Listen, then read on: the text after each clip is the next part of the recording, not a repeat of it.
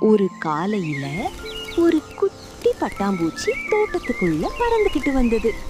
அங்க நிறைய நிறம் நிறமான பூக்கள் இருந்தது. மஞ்சள் பூ, சிவப்பு பூ, இளஞ்சிவப்பு பூ.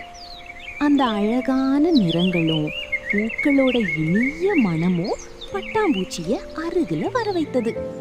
இங்க என்ன இருக்குன்னு பார்க்கலாமான்னு அது ஒரு பெரிய மஞ்சள் பூசணி பூவின் மேல மெதுவா உட்கார்ந்தது.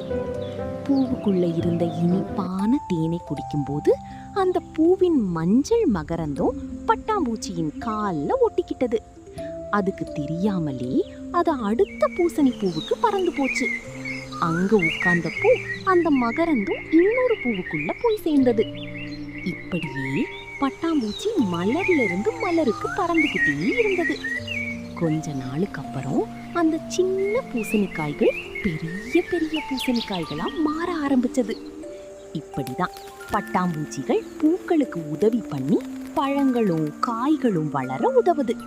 சின்ன பட்டாம்பூச்சிக்கு தெரியாமலே அது இயற்கைக்கு ரொம்ப பெரிய உதவி பண்ணிக்கிட்டு இருந்தது.